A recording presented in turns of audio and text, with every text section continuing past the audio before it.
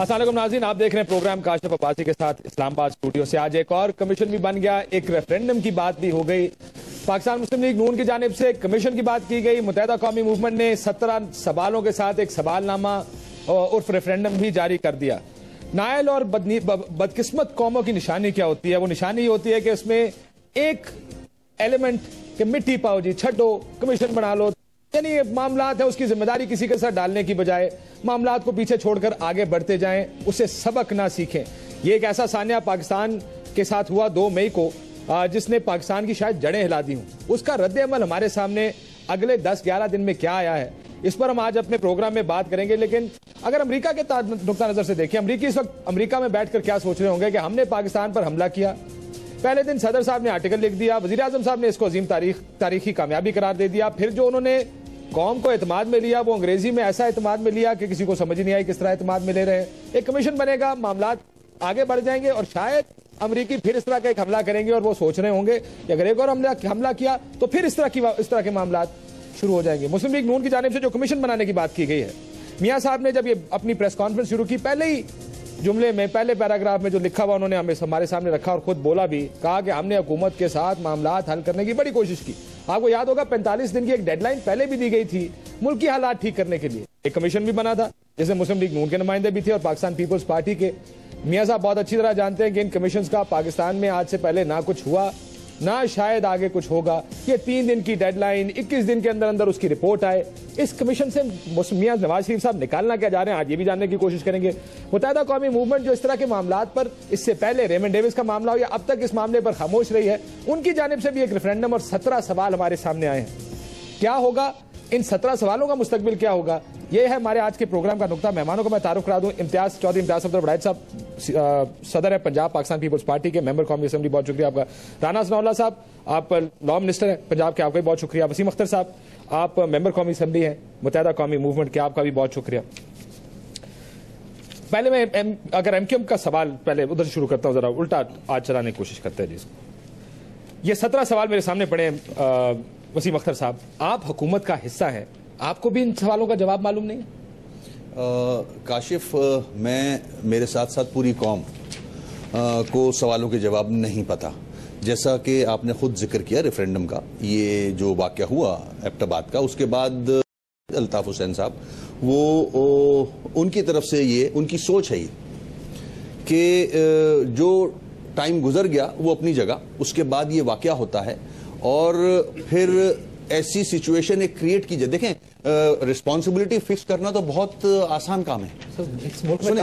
सुने आसान काम है, ठीक है। उसको किसी को, अवाम को सेटिस्फाई कर देना, सिर्फ मेमोरी बहुत शॉर्ट है, कल आ जाती है, आगे चले जाते हैं। मगर अब कब तक हम ये हमूदुर रहमान रिपोर्ट, ये कब तक करते रहेंगे हम लोग? ये सवालनामा अगर आप इसको देखो तो इसमें अवाम की राय अल्ताफ भाई ने मालूम की है और उसके बाद वो उस राय के बाद ही कोई लाहेअमल बनाएंगे, वो उसमें मौजूद है। देखें, अब सवाल देखें, जो सवाल हैं उनकी आप नौयत देखें कि क्या वजह बनी, कौन लोग रिस्पॉन्सिबल हैं, और सबसे बड़ी बात कि सारे जमातें, मजहबी जमातें एंड जो एजेंसीज हैं, जो फौज के लोग हैं, वो मिलके बैठे और अवाम को तो कम से कम बताएं। लेकिन साहब, इस वक्त सवाल आपको, आप ज़ाहिर है आप मेंबर हैं, आप लाखों लोगों की नुमाइंदगी तो आप जाती तौर पे भी कर रहे हैं ना, बजाय इसके पार्टी के अलावा भी। क्या लोग आपसे ये सवाल नहीं पूछते आके कि हेलीकॉप्टर पाकिस्तान में आके निकल कैसे? उसमें है, कहां लिखा है, कौन सा सवाल नंबर? देखें, अब ये आपके जहन के सवाल, तो हर सवाल नहीं कर सकता आदमी। जो पोल है ये, उसमें ऐसे क्वेश्चंस हैं कि क्या ये एक्ट सही था, ये एक्ट होना चाहिए, क्या इस तरह का कोई सवाल इसमें नहीं? बिल्कुल है सर, मुझे सवाल नंबर बता। बिल्कुल है सर, ऐसे नहीं है कि नॉट रियली हेलीकॉप्टर आया या चला गया। मैं आपको देखिए मैंने तो पूरा पढ़ा, मुझे हाँ, नहीं, हेलीकॉप्टर के मामला नहीं है, वो तो समझ आ रहा, मगर वो एक्ट में क्या है, हेलीकॉप्टर इन्वॉल्व है ना।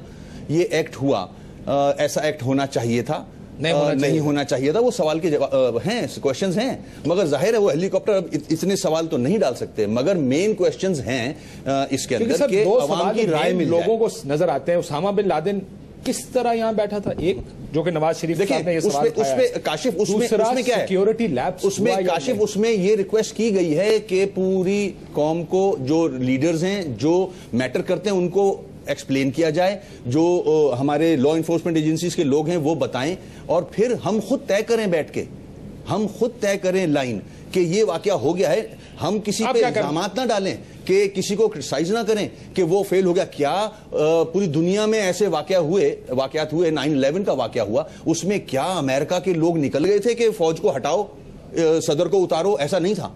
हम सब मिलके बैठे, हमारे मुल्क में गलतियां हुई हैं, ठीक है, लेकिन 9/11 के बाद अमेरिका का रद्द-ए-अमल आपको याद? वो उन्होंने अफगानिस्तान पे हमला कर दिया, उन्होंने कहा नहीं छोड़ेंगे किसी को, हमारे मुल्क पर हमला हुआ है, हम कुछ नहीं कर सकते। कह रहे हैं कि हमारे भी मुल्क पे हमला हुआ है, हम क्या कर रहे हैं? हम अपने घर को तो ठीक कर लें, वो तो कर सकते हैं।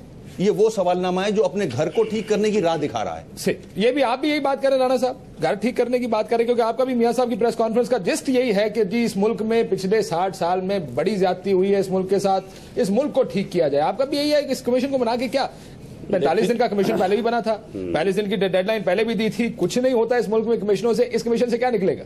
वो आपकी बात 3 दिन बाद नहीं मानेंगे तो क्या कर लेंगे आप? देखें, बात यह है कि जहां तक इस बात का तल्लक है कि अपने घर को ठीक कर ले, इस यानी साने के 2 पहलू हैं। एक इसका पहलू ये है कि यहाँ पे उसामा बिन लादेन जो है वो बैठा था, 5 साल से बैठा था या 2 साल से बैठा था। उसका यहाँ पे बैठना जो ये घर की खराबी है, उसको किसी ने ला के नहीं यहाँ पे बैठाया था। अगर वो किसी की मर्जी से बैठा था तो वो भी बहुत बड़ी खराबी है, और अगर वो बैठा था और किसी को पता नहीं था, और उन लोगों को पता नहीं था जिन लोगों की जिम्मेदारी है, और वो लोग जो है कुछ और काम कर रहे हैं, वो कोई यानी कैबिनेट की तश्कील करवा रहे हैं, वो कोई इधर उधर जो है वो मुलाकातें करवा रहे हैं, उन्होंने कराई है सर। ये सारा कुछ हो रहा है ना, सारा कुछ।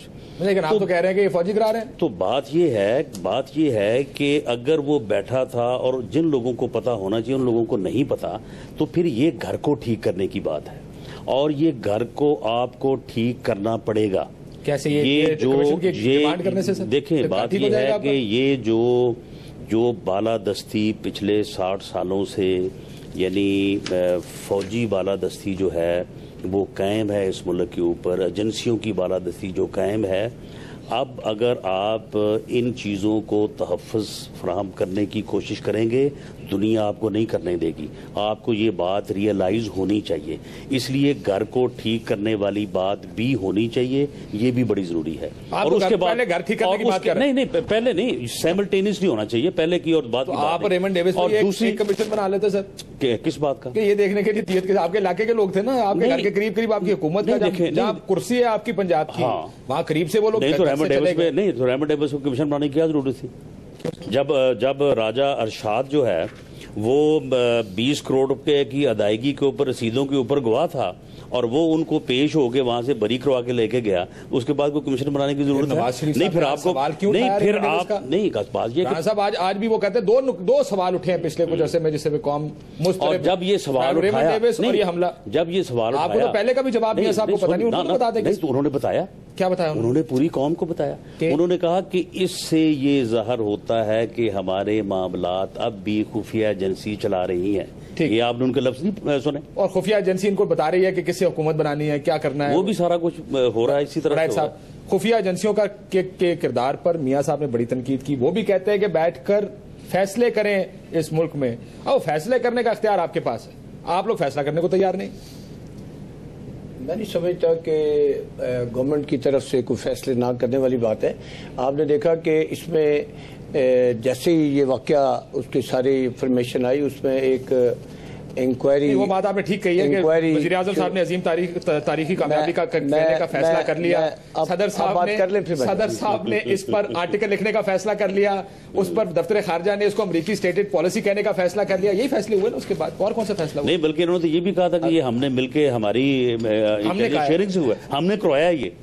अब जब इजाजत देंगे मुझे, आपका आपकी हुकूमत है, आपके फैसले हैं सर, आप इजाजत तो देना, जब इजाजत देंगे फिर मैं बात करूँ। बताइए। गुजारिश ये है कि इस वाक्य के फौरी बाद 3 चीजें हैं, दो एंगल हैं कि उसमें जो नुक्ते उठते हैं। नंबर 1 कि गवर्नमेंट इस पर क्या एक्शन लेगी। हम उसको पार्लियामेंट में ले गए, पार्लियामेंट में इस वक्त उस पर डिबेट हो रही है और उससे मुख्तलिफ एक्शन जो हैं या लाए अमल जो है वो पार्लियामेंट में लीडर ऑफ द अपोजिशन ने और दूसरे तमाम लोग बता रहे हैं। इसके अलावा in house in camera joint session जो है वो जुमे को 13 तारीख को बुला लिया गया है ताकि सारी कौम के जो नुमाइंदे हैं जो मुख्तलिफ जमातों से जिनका तल्लक है उनको सिक्योरिटी फोर्स